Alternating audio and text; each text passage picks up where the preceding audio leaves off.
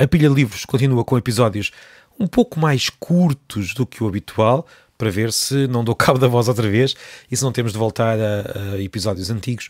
Eu ainda não estou a 100%, mas já estou quase. Tenho o nariz ainda ligeiramente entupido, talvez se note um pouco na voz, mas penso que está tudo a correr bem. Agora não quero voltar atrás, não quero ter de voltar a publicar episódios antigos. É sempre divertido, posso ir pedir ao Simão ou ao Matias, ou até aquela voz artificial que na semana passada me ajudou, mas gostava que a pilha de livros continuasse com a nossa periodicidade diária. Ora, hoje vou falar não de um livro, mas de um tema bastante previsível, para quem já conhece aqui a pilha de livros, a língua, e gostava de responder esta pergunta. Por que razão nos irritamos tanto com a língua? Se nós pensarmos bem, a língua é fonte de muita irritação. Nós andamos por essas redes sociais, e as redes sociais são apenas uma manifestação de algo que já acontece há muito mais tempo. Encontramos muitas pessoas a falar de erros. Quando alguém escreve um post, como se diz, a perguntar qual é a palavra que mais o irrita, as respostas às vezes é difícil acreditar como é que esses textos têm tanto sucesso. As pessoas adoram dizer aquilo que as irrita na língua. É um campo de irritações constantes. Mas porquê? Porquê? Tem algumas teorias, aliás, já há estudos sobre isso, mas pessoalmente tenho algumas teorias. Tenho, aliás, três grandes razões. Primeira, a língua aprende-se em espaços íntimos, ou na família ou entre amigos. O sotaque muitas vezes vem dos amigos. Quando chegamos a certas idades, o uso da língua dos amigos começa a ser mais importante do que o uso familiar, e chegamos a certos pontos onde até começamos a afastar-nos de forma consciente de algumas palavras e de algumas construções familiares, mas pronto, é sempre um uso relativamente próximo nos primeiros anos de vida, até que começamos a contactar com algo que é inevitável, que é a variação linguística. As famílias falam de maneira diferente, as pessoas falam todas de maneira diferente, os grupos de amigos falam de maneira diferente uns dos outros. Dentro de cada grupo de amigos as pessoas têm famílias diferentes. Depois cada terra tem, cada bairro, cada terra, cada grupo social, tudo varia, e por isso nós, depois de um momento ou de anos de aprendizagem da língua num espaço relativamente uniforme que é a família, depois passamos para os amigos, onde há uma tendência para a uniformidade, mesmo que haja variação, como eu estava a dizer, há uma forte tendência para seguir a moda, para seguir o uso que o grupo define de alguma forma como o que tem mais prestígio dentro daquele grupo, e por isso vivemos muitos anos no mundo da uniformidade. E quando depois percebemos que há outras formas de falar, que há variação, que as pessoas não falam todas de maneira igual, irritamos-nos. Achamos que a língua é aquilo que nos transmitiram, e é, claro, mas não é só isso. A língua é sempre muito mais do que aquilo que nos foi transmitido a nós, pessoalmente.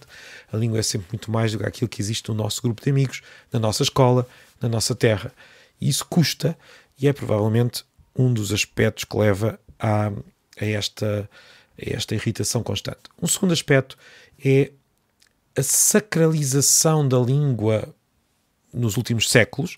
As línguas nacionais tornaram-se símbolos de identidade, símbolos nacionais, com um determinado padrão, e de repente criou-se esta ideia de que há uma forma mais correta do que outra, e esta forma deve ser protegida a todo custo, e tudo o que se afaste dessa forma, que não é assim tão bem definida como nós pensamos, mas pronto, tudo o que se afaste dessa forma mítica, utópica, é errado, deve ser evitado, é moralmente errado, e temos também daí uma fonte de irritação.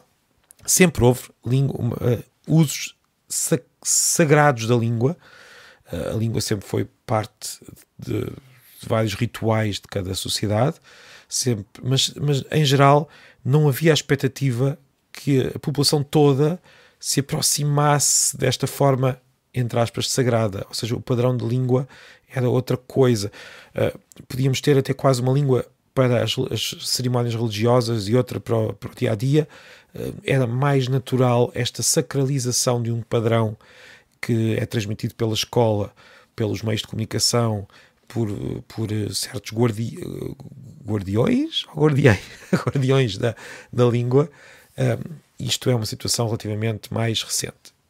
Apesar de as irritações com a língua sempre existiram, desde que há escrita, pelo menos. E a escrita já é uma forma de sacralização dessa língua, apesar de ter começado no comércio e na contabilidade, rapidamente passou também para a parte mais sagrada da sociedade, e daí vem também esta tensão e esta irritação, porque é que as pessoas todas não falam como se deve, não falam como o padrão, não seguem a forma moralmente correta de se falar. Este é outro aspecto. Portanto, digamos que é uma tendência de há muito tempo, mas que se intensificou muito nos últimos séculos, porque houve esta construção nacional com base também numa certa ideia do que deve ser a língua. Repare-se que a literatura, o uso artístico da língua, não tem de sacralizar, e muitas vezes não sacraliza, antes pelo contrário. A literatura usa a língua toda, com tudo o que ela tem, de forma artística, ou seja, pega neste material e transformam e cria outra coisa. Mas isso é para outros episódios. Depois, o terceiro aspecto, numa sociedade onde nós tínhamos muito analfabetismo e de repente temos muitas pessoas a querer usar este padrão que é considerado de certa forma quase sagrado, mas mesmo que se não o ouvirmos como sagrado não deixa de ser útil e socialmente muito valioso. Temos muitas pessoas que nos últimos 100 anos, muitos grupos sociais que de repente passaram a precisar de usar este padrão, e isso cria muita insegurança. Qual é que é o padrão? Qual é que é a forma correta? E de repente temos, no meio desta insegurança, temos também a necessidade de mostrar que eu sei, e por isso vou acusar os outros de não saber, vou irritar-me com os outros para garantir que percebem que eu sei e que estou a usar a forma certa da língua.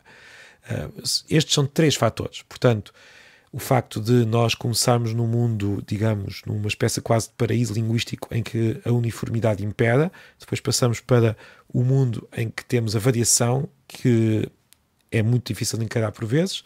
Depois temos a tendência para a sacralização de uma determinada forma da língua, e depois temos a insegurança linguística, que leva a uma compensação através de certezas absolutas sobre o que é a língua correta. Tudo isto leva a muita irritação, a muita acusação de erros, a muita necessidade de apontar o dedo no que toca à língua. Faz parte, não é só no português, é em muitas línguas, são processos que também fazem parte da língua, que também fazem parte disto que é deste mundo tão interessante que é a língua.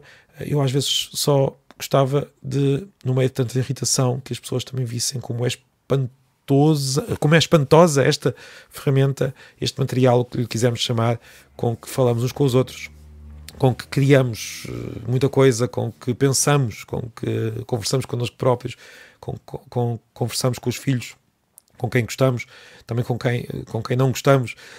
No fundo, este instrumento tão individual e tão social ao mesmo tempo, e tão humano. Isto agora já parece quase uma forma de sacralização da língua.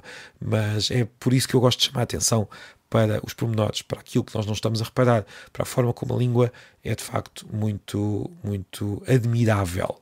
E pronto, por hoje é tudo. Até amanhã.